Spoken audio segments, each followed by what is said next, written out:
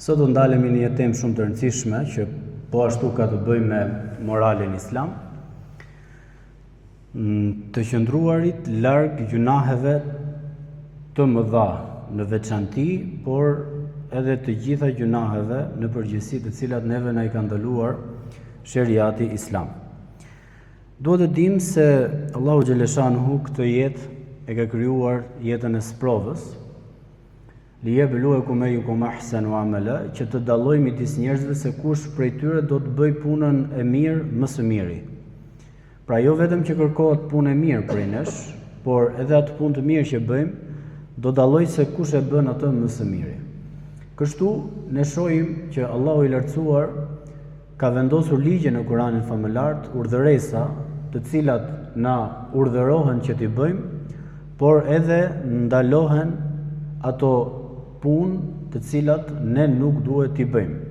Këto normalisht ndryshojnë nga njëra tjetra, ka urdhëresa të cilat janë shumë të rëndësishme në zbatimin e tyre, pa to, thënë ndryshe, s'do të kishte diçka që do të identifikonte që të quhesh musliman, siç është namazi, siç është agjërimi, pa shtyllat e islamit, por po ashtu kemi edhe gjunahe të mëdha, ndalesa për Allahu xhaleshanuhu, të cilat janë shumë të rënda, që Zoti ka vendosur sanksione të mëdha në këtë botë, në botën tjetër për këto gjunahe, të cilat në fakt nëse do të bëheshin, thënë ndryshe çfarë të dallon ty më pas nga një tjetër që nuk është musliman, nëse ti vepron ato gjunahe të mëdha. Sepse ky është dallimi thelbësor të cilin Allahu xhaleshanuhu e kërkon prej nesh si musliman, të dallojmë në veprat tona në jetën e përditshme nga të gjithë njerëzit e tjerë të cilët nuk besojnë Allahun xhaleshanuhu. Prandaj dhe quhesh musliman, prandaj dhe quhesh mu'min, besimtar, prandaj dhe ajo çfarë na ka mësuar Allahu në Kur'anin famëlar është një nga begatitë më të mëdha, mirësitë më të mëdha që ai i dallon disa njerëz për disa gjëra nga të tjerët, ku dallimi thelbësor sipas doktrinës tonë, traditës tonë islame, është besimi. Kjo është ajo çfarë ka më shumë vlerë. Njerëzit mund të dallojnë nga njëri tjetri për shumë gjëra, pozita, poste, para, mirëqenie, besojnë apo s'besojnë Allahun xhaleshanuhu. Kjo është diçka e cila është në dorë të Zotit xhaleshanuhu, ama dallimi thelbësor për ne që është gjëja elhamdulillah më e lumtur që duhet na kënaqë shpirtin, është kur Zoti na ka dalluar ndaj të tjerëve në besim. Dhe jo vetëm në këtë çështje, por ka zgjedhur që të jemi musliman praktikant. Jo vetëm nga ata që e pretendojnë islamin, por edhe e zbatojnë atë sipas mundësive të gjitha urdhëresat që na ka urdhëruar Allahu xhaleshanuhu. Dhe pikërisht një nga gjërat thelbësore që kërkohet në islam, që të bën ty të dallosh nga të tjerët, është të qëndruarit larg gjunaheve, dhe me specifike ajo çfarë në islam konsiderohen si gjunahe të mëdha. Gjunahe të mëdha ndryshe kalojnë me termin kebair në Kur'anin famëlar, e cila do të thotë një sjellje dhe veprim që e kundërshton urdhrin e Allahu xhaleshanuhu, është një vepër e keqe, është një rebelim dhe një kundërshtim ndaj Allahu xhaleshanuhu, është një krim në të njëjtën kohë, i cili faji është i madh karshi Allahut xhaleshanuhu. Por Allahu i lartësuar i ka përmendur gjunahe të mëdha në disa ajete të Kuranit famëlar, duke i specifikuar se cilat janë këto gjunahe të mëdha, por ka ardhur një ajet shumë i bukur, ku Allahu i lartësuar i përmend gjunahe të mëdha si diçka të përgjithshme, pa i specifikuar, dhe thot, kush rrin larg gjunaheve të mëdha, ne do t'i shlyejmë atij gjunahet e vogla. Dhe ky është një ajet shumë i rëndësishëm, mbi të cilin edhe do të ndalemi sonte në përgjithësi këtë tema që do të flasim.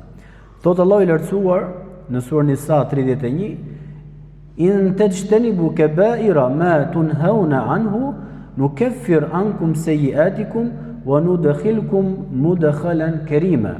Nëse do të rini larg mëkateve të mëdha, gjunave të mëdha, të cilat Allahu juve ju ka ndaluar, juve kemi për t'ju shlyer gjunahet e vogla dhe kemi për t'ju futur në një vend të ndershëm.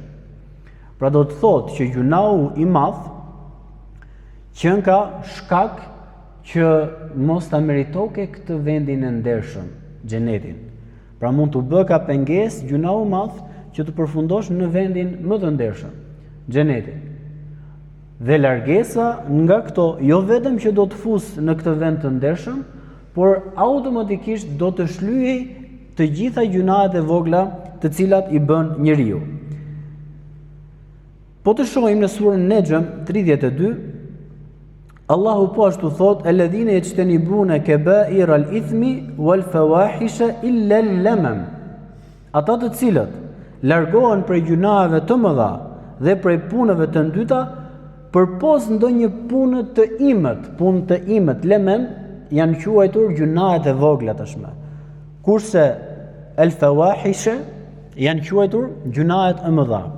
Pra kushdo që largohet nga gjunahet e mëdha, përveç nëse bën ndonjë lemem, ndonjë gjunah të vogël, nuk ka dyshim se Zoti është gjerësisht dhe përfshin gjerësisht me faljen e tij.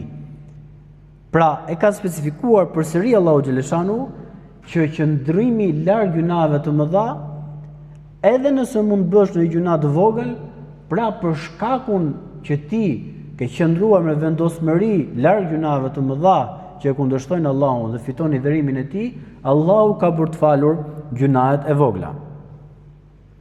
Kur shohim në Kur'anin famëlart, gjunahet e mëdha zakonisht vinë me kërcënim nga ana e Allahut xhaleshanu. Vinë me kërcënimin e xhehenemit, me dënim apo me mallkim nga ana e Zotit xhaleshanu. Pra kur lexojmë Kur'anin dhe hasemi me një ajet ku në të përmendet një vepër dhe në fund ajo vepër vjen me përfundimin kush e vepron këtë do të përfundojë në xhehenem apo ka fituar mallkimin apo dënimin Allahu xhaleshanu, thon dietarët, kjo vepër është gjuna e madh. Sepse përfundimi që Allahu ka kërcënuar me atë vepër është dënim, është mallkim, është zjarri i xhehenemit. Dhe automatikisht kur e lexojmë Kur'anin në këtë perspektivë, duhet të kuptojmë që i sekond, sepse kjo nuk qen nga një vepër e cila qen nga shumë e thjeshtë, por paska me të vërtetë një pasojë shumë të madhe. Allahu na ruajt, aq sa njeriu pra shkon në zjarrin e xhehenemit. Allahu xhelle shanhu wa xhelle xhelalu me madhërinë e vet na jep një përgëzim të madh, sepse tham ai mëshirën e ka më të madhe se i dhërimin e tij. E ka përmendur në Kur'anin famëlar që me të vërtetë mëshira ime e kaploi i dhërimin tim. Dhe sado që njeriu mundet të bie në gjunahe, prap ne shohim që doktrina islame don që në zemrën e besimtarit të kultivojë shpresën. Pavarësisht kur mund ta ketë bërë dhe ku ta ketë bërë gjunahun, Islami menjëherë e ka dhënë mundësinë e pendimit dhe e ka lënë derën e faljes hapur. Nuk e është mbyllur kurrësi. Pavarësisht çfarë mund bëjë njeriu. Allahu thot në Kur'an, vetëm një gjuna thot nuk e fal, ndërkohë gjunahet e tjera i fal. Qofshin këto edhe gjunahet të mëdha, por një gjuna për gjunave që është gjunau më i madh, Allahu ka premtuar që nuk e fal dhe kush vdes me atë gjuna aq të madh, ai do të jetë përjetësisht në zjarrin e xhehenemit. Dhe thot Allahu i lartësuar, inna Allaha la yaghfiru an yushraka bih wa yaghfiru ma duna dhalika liman yasha. Allahu nuk fal atë që i bën idhujtari shirk atij, beson diçka tjetër përpos Allahut, po për te kësaj fal kujt i doj gjunahet e tij. Tani, çfarë do të thotë Allahu nuk fal? Në këtë rast për një njeri që bën shirk, do të thotë nëse ai vdes ashtu nuk ka bërë të merituar faljen. Por ai mund të jetë në idhujtari, por në momentin që ai pendohet dhe kthehet në besimin e pastër, atij do t'i falet gjunau. Sepse Muhamedi sallallahu alaihi wasallam ka përgëzuar në momentin që njeriu pranon Islamin, e shkuara e tij çfardoj që të ketë bërë zerohet. Sikur të ketë lindur prej nënës, i pastër nga të gjitha gjunahet dhe gabimet. Dhe nga ai moment ai fillon i zeruar nga të gjitha gjunahet, dhe nga ai moment që e ka njohur Zotin xhaleshanuhu, do të fillojë të japë llogarit për veprat e tij, se e shkuara e tij konsiderohet e shkuara e paditurisë, e ignorancës, mosnjohjes së Zotit, ndërkohë nga ky moment të tutje ai e njeh Zotin dhe ka përgjegjësi për të gjitha veprat e tij. Dhe duhet të jetë i vetëdijshëm që çdo gjë që bën të vogël apo të madhe, ajo do të ketë marrje në llogari nga ana e Allahut xhaleshanuhu. Ndërkohë, kur flasim për gjuna të vogla, ajo lemem që përmendëm në ajetin e mësipërm, tradita islame thotë që është gabim i vogël që mund ta bëjë njeriu të paqëllimshëm, mund të bëjë njeriu gabime pa qëllim, pa vetëdije, ose ai gjuna që njeriu e shtyn të pendohet menjëherë. Pra, menjëherë është bësh për që ndoshta ngriti zërin, ndoshta shau pa dashje, ndoshta një veprim të kësaj natyre, ai menjëherë thotë astaghfirullah. Dhe këto i kanë konsideruar dietarët që janë gjuna të vogla, të cilat fshihen me ndjekjen e këtij gjunau me një punë të mirë. Në momentin që një gjuna ndiqet pas me një punë të mirë, Allahu i lartësuar e ka qartësuar në Kur'anin famëlar që ai gjuna fshihet. Sepse raporti sipas Islamit për të nxjerrë edhe një herë në pa mëshirën e madhe të Allahut të lartësuar është se kur njeriu bën një gjuna, do të ketë vetëm një gjuna të shkruar në veprën e tij. Ndërkohë kur njeriu vepron një punë të mirë, do të ketë 10 sevape të shkruara në veprën e tij, pra në librin e tij.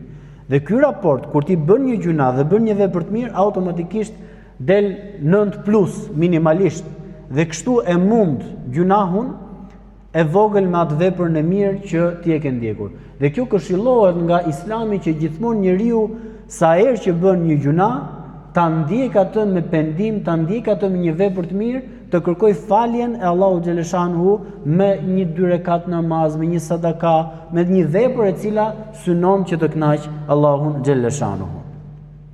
Sepse ne shohim që dallimi midis gjunave të vogla dhe gjunave të mëdha është sipas hadithit profetit sallallahu alaihi wasallam, që gjunahet e vogla fshihen me një pendim të vogël, me një punë të hajrit mirë që ti e bën, ndërkohë gjunau i madh nuk e ka këtë mundësi që të fshihet duke bërë një punë të mirë. Por gjunau i madh ka pasoja, nëse do të ishim me shariat islam, të dënon edhe ligji i shariatit islam në këtë botë, por të dënon dhe Allahu xhaleshanuhu në botën tjetër, nëse njeriu nuk pendohet nga i veprim.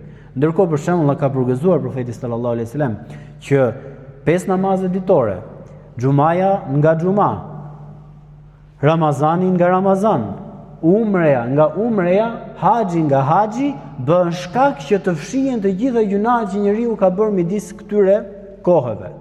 Dhe normalisht sa më i madh të jetë gjunau, pa arritur gjunaun e madh bëhet fjalë, aq më shumë do të falet gjunau në bazë të adhurimit që ti bën.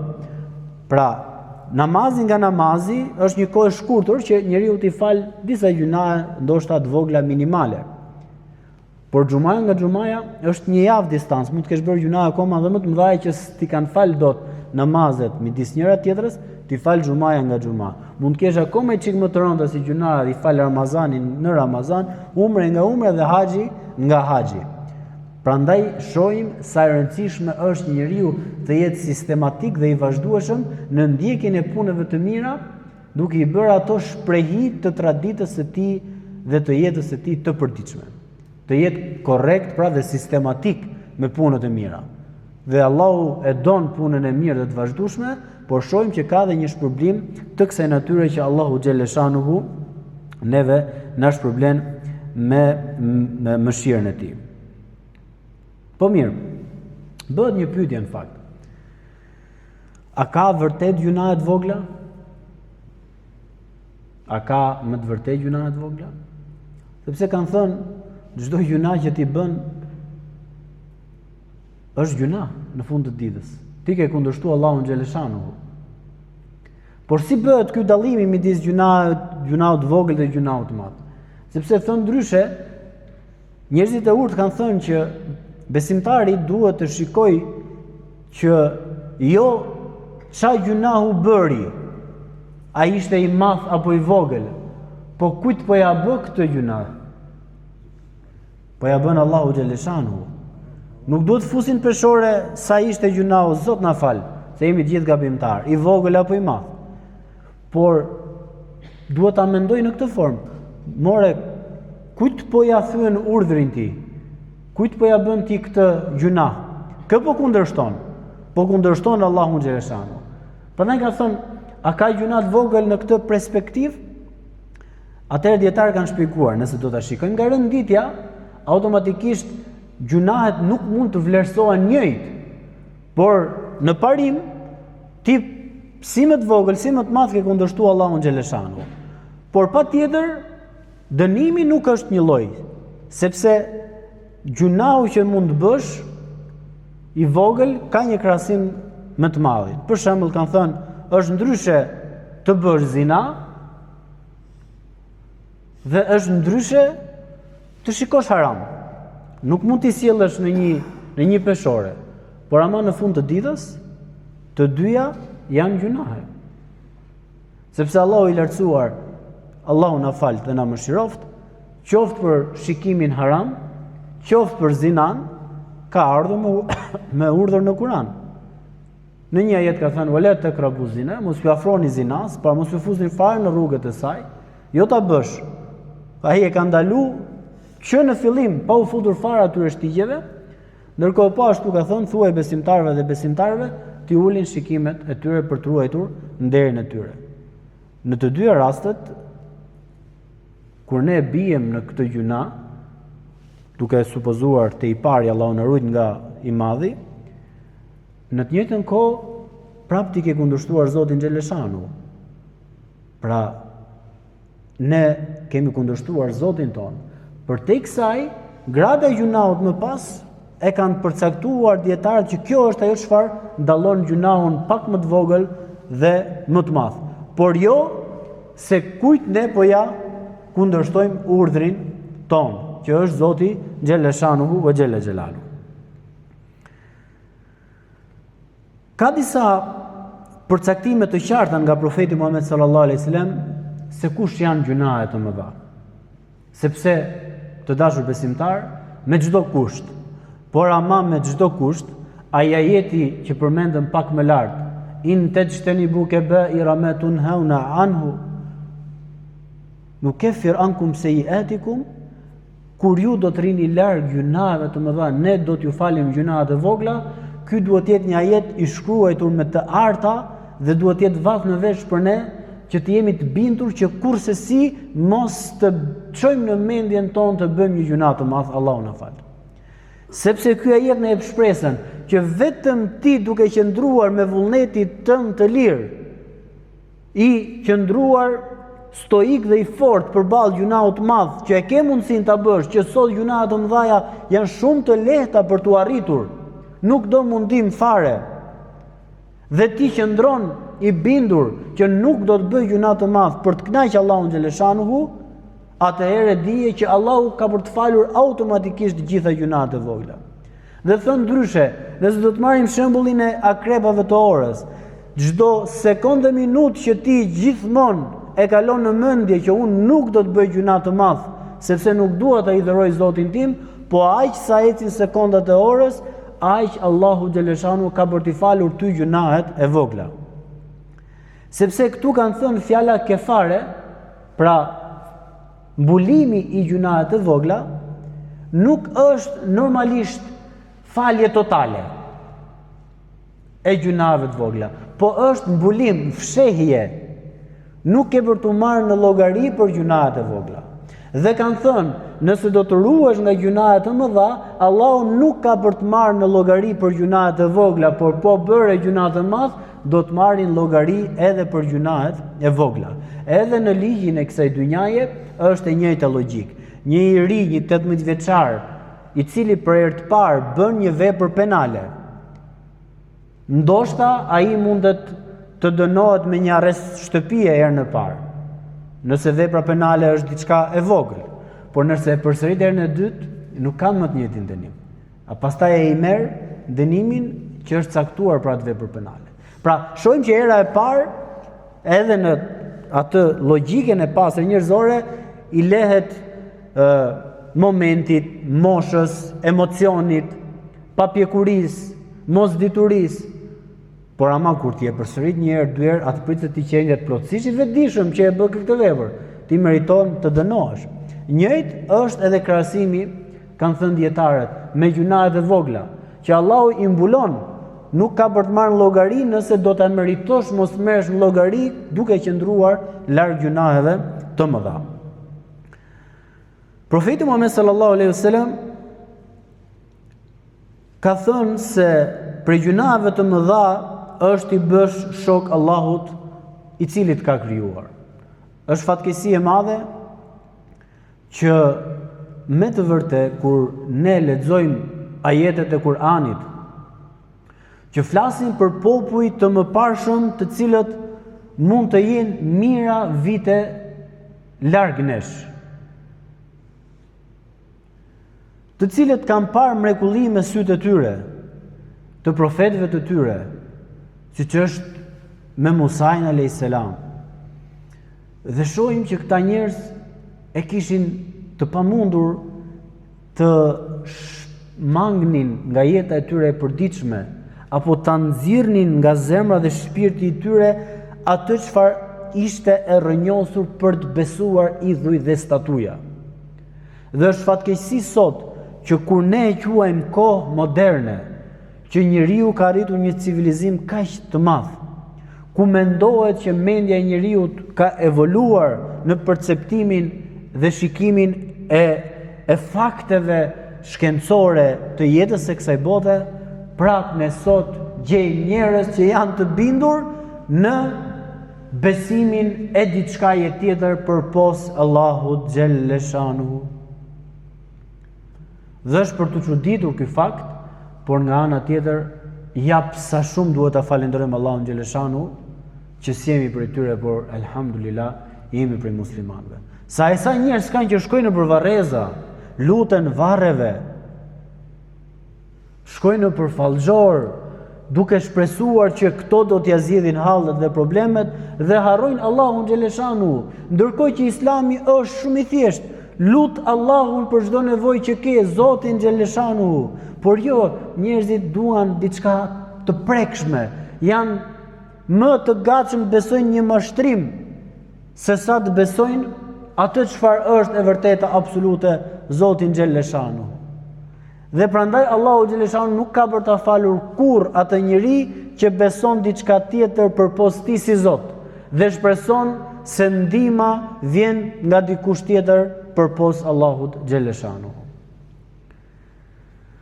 Pastaj tha Muhamedi alayhis salam, të vrasësh fëmijën tënd nga frika se do të haj bashkë me ty dhe do të mbaroj pasurinë, është gjunahu i madh. Edhe këtu është për të çuditur se si ne shikojmë që koha para Islamit, thënë ndryshe rreth viteve 500 e kusur, 610 erdhi profeti alayhis salam, u ju shpall Islami, dhe para këtij viti njerëzit i vrisnin fëmijët e tyre në mënyrë selektive, për shkak se kishin frikë nga pasuria e tyre. Allahu e kundërshtoi këtë gjë. Ne ju furnizojmë ju dhe ata, mos wala taqtulu auladakum khashyata al-imlak, mos i vrisni fëmijët e juaj nga frika e varfërisë. Ne ju furnizojmë ju dhe ata. Dhe shohim prapë që edhe sot në kohë moderne njerëzit prap i vrasin fëmijët e tyre, por tashmë gjasme në mënyrë të sofistikuar, sepse minimalisht atëherë i prisnin fëmijët derisa të lindnin. Kur linde vajzë, kishte një turp të madh mbi atë baba, se tradita kërkonte djem. Po pse edhe sot nuk e kemi që akoma mendjet dhe shpirtat e njerëzve nuk janë shkëputur nga kjo mendësi shumë e keqe, që duan djem me patjetër. E në momentin që martohet një çift të ri, urimi i parë që i thuhet ajde me një djalë, nuk thuhet ajde me një fëmijë të hajrit. Akoma njerëzit, edhe pse ka evoluar kaq vite, prap janë më keq se ç'kan qenë ato më përpara. Se ato të paktën e prisnin që të lindë fëmia, ndoshta dikush e hante turpin me bukë, mbante vajzën, por sot ne kemi aborte selektive për këtë fakt. Shkojnë i shikojnë fëmijët sepse teknologjia ka përparuar, është vajzë nuk e duan, shkojnë dhe abortojnë. Dhe këtë e bëjnë me vetëdije të madhe. Dhe Islami këtë e kundërshton me të madhe sepse ai fëmijë ka shpirt. Është si me e vra fëmijën tënd që e ke aty, duke ngrënë me ty 1 vjeç apo 2 vjeç, është njëjtë. Si e vrave këtë që është në jetë, fizikisht e shikon, e si e vrave atë që e ke në bark, që akoma nuk ka ardhur pranë teje fizikisht, por është në barkun e nënës. Dhe ja që njerëzit prap nuk kanë arritur të evolojnë, të përparojnë nga ky mendim kaq i prapambetur. Dhe prandaj ky është një gjuna i madh që Allahu xhaleshanuhu e konsideron të pafalshëm. Pas kësaj tha profeti alayhis salam të bësh zina, që është e përgjithshme gjuna i madh, por ka specifikuar tha të bësh zina me gruan e fëmijit tënd. Sepse fëmiji ka një hak të madh ndaj nesh dhe fëmiji duhet të jetë njeriu që ndihet më i sigurt nga prezenca jote që është komshi me ty. Thënë ndryshe komshiu jot përcakton se sa fetar je ti, se sa musliman je ti. Familja jote, fëmijët të tu, bashkëshortja jote dhe pastaj komshiu jot përcakton se sa musliman i mirë je ti. Mos dil pastaj në pazar të shesësh men sa musliman i mirë je. Muslimani mirë tregohet në këtë rreth kaq të ngushtë, sa i sigurt ndihet komshiu jot nga ty. A e lën amanetin tek ty? A e lën amanet familjen e tij tek ty nëse i del një problem i madh në jetën e tij? Prandaj dhe Islami e ka konsideruar gjuna të madh zinan dhe veçanërisht akoma më të madh thot zinan me bashkëshorten e komshiut. Se jo vetëm bën zina, po edhe tradhton amanetin e komshiut. Jo vetëm bën zina, po tradhton atë parim madhor të Islamit që tha profeti alayhis salam, nuk është për nesh ai që fëmijëu i tij nuk ndihet i sigurt nga dora e tij. Nuk është për nesh ai që komshiu i tij është i uritur dhe ti fle i ngopur. Po ashtu gjuna të madh është konsideruar ai njeri që vret me pa të drejtë. Vrasja është një fenomen i shtuar në shoqëritë e sotme. Ndoshta nuk ka parë historia njerëzore, dhe këtë mund ta themi me bindje, që të vriten kaq shumë njerëz sa vriten sot. Më përpara ndodhnin luftëra dhe nuk vriteshin luftë aq sa vriten një ditë në gjithë botën sot për sot. Vrasje nga më banalet, për aspekte hakmarrje, krimi, droga, sepse vetë gjunau i madh ka këtë fuqinë magnetike për të thirrë gjunaun tjetër pas ardhës që është i madh. Thë ndryshe, po u more me alkol, po piva alkol, alkoli do të sjellë zëngën, zënga do të sjellë vrasjen, droga po ashtu, bixhozi po ashtu, se njeriu po filloi të futet në atë lloj atmosfere të gjunave të mëdha, shkatron veten e tij, shkatron familjen e tij, shkatron jetën e tij, shkatron dhe ahiretin e tij. Prandaj dhe Islami i ka parë gjunahet të mëdha si shkak i shkatrimit individual, familjar dhe shoqëror në këtë botë dhe shkatrimi absolut individual në botën tjetër. Zot na fal, Zoti na marr shpirtin me iman. Po e kupton çfarë do të thotë të vdesesh me gjuna të madh dhe mos meritosh faljen e Allahut të jesh përjetësisht në zjarrin e xhenemit? Sepse automatikisht njeriu kur bën gjunaun e madh, nëse ai nuk do të kthej, është i destinuar të shkojë deri tek mohimi i Allahut xhaleshanu. Sepse njeriu kur e mendon që do t'japi llogari për gjunat e tij të mëdha, i bie shkurt, thon dietarët. Më mirë e mohon që ka për të dhënë llogari, gënjen veten, se sa të pranoj që do t'japi llogari. Dhe çdo gjuna, kanë thënë dietarët, qoftë i vogël, është një portë për një gjuna më të madh. Dhe çdo gjuna është një portë e hapur drejt kufrit. drejt mohimit të Allahut xhaleshanu, Allahu na ruaj. Tha Muhamedi sallallahu alaihi wasallam, a do t'ju tregoj për gjunahun më të madh nga gjunahet e mëdha? Na i tregoj, tha o i dërguar i Zotit sahabët. Ti bësh shok Zotit, mosbindja ndaj prindërve dhe dëshmia e rrem. Edhe mosbindja ndaj prindërve, vetëm në një rast nuk dëgohet prindi, kur ai të fton të mos të adhurosh Allahun, por për çështje të tjera prindi duhet dëgjuar dhe respektuar. Për çështjet kësaj dynjaje duhet jemi në gradën më të lartë të respektit dhe sjelljes me ta. Por edhe dëshmia e rrem. Pse dëshmia e rrem? Se dëshmia e rrem shkon dhe përçan njerëz, shkatron familje. Është me pasoja të mëdha që mundesh të shkatrosh jetën të tjerëve. Dhe kjo është konsideruar gjuna e madh. Në një hadith tjetër Muhamedi alayhis salam ka quajtur 7 shkatrueset. El mubikat, 7 shkatrueset. Dhe i renditi profeti sallallahu alaihi wasallam ti bësh shok Allahu xhaleshanuhu, të merresh me magji, edhe ky fenomen është shumë i përhapur sot. Të merresh me magji. Çfarë do të thotë bësh magji?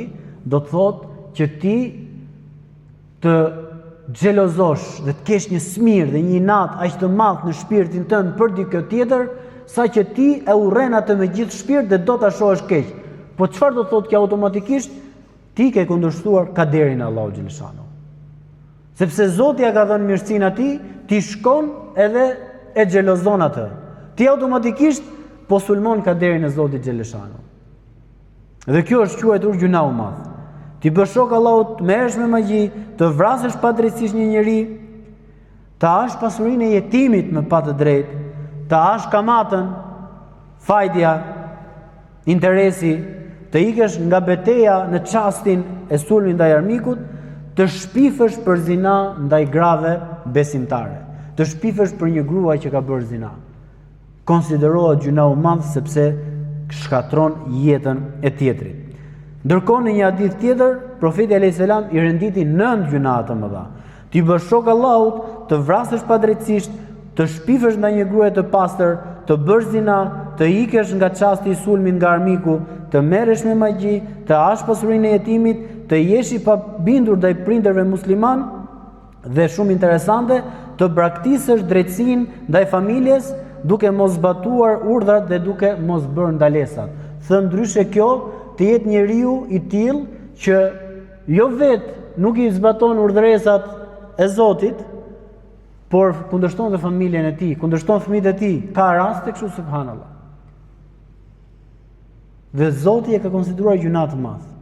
Pra, ai prindri që tham fillim, që e kundërshton fëmin që ta besoj Zotin, ai veprim është gjuna e madh, që nuk lejohet të dëgjohet. Prandaj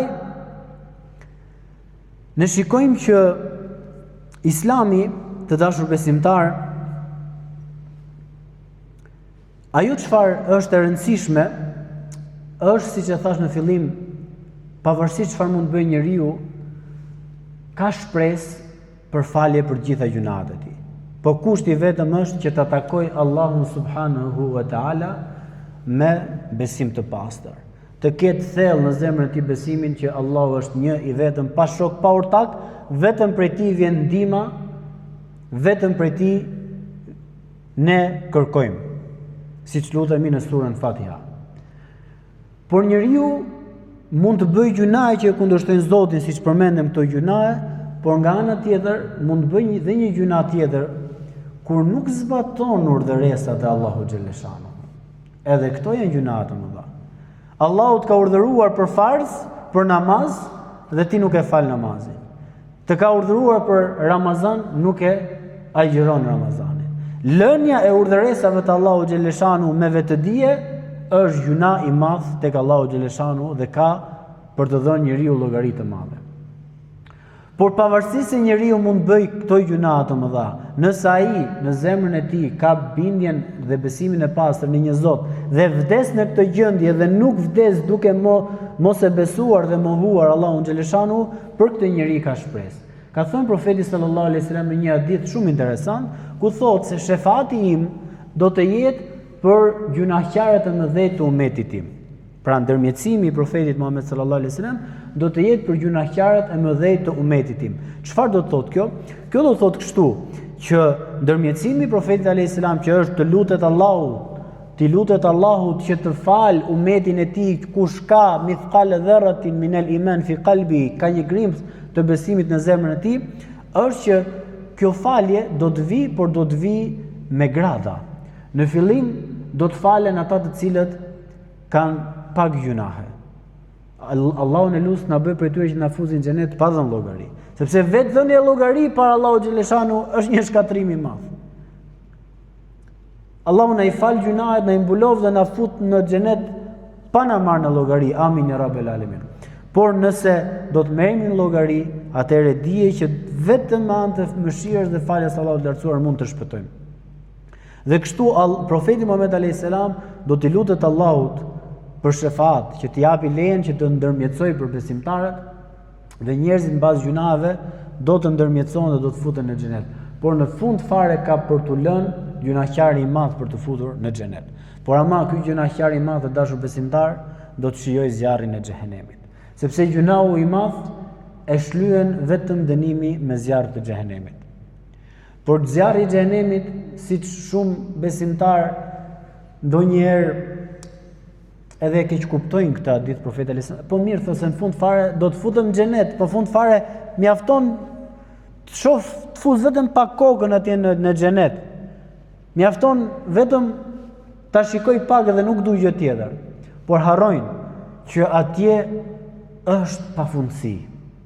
Dhe nuk dihet sa njeriu do të dënohet për shkak të gjunave të tij të mëdha. Dhe ne e dimë që dënimi më i vogël, siç ka përgëzuar profeti alayhis salam na ka mësuar, është dënimi i xhaxhait të tij Abu Talib, i cili për shkak të mirësisë që bëri ndaj profetit alayhis salam, Allahu do ta mëshirojë duke e dënuar më pak në zjarrin e xhehenemit deri në nyjen e këmbëve. Dhe thot profeti alayhis salam, kjo do të shërbejë që atij t'i valoj truri, t'i zjej truri. E imagjino për dënimin e madh të zjarrit të xhehenemit që në Kur'an ka përshkrime të llahtashme, të tmerrshme, që Allahu kërkon që të fusi frikë në zemrën tonë, sepse kjo futje e frikës Allahu xhaleshanu në kërcënim në xhehenemin automatikisht është mëshirë prej tij.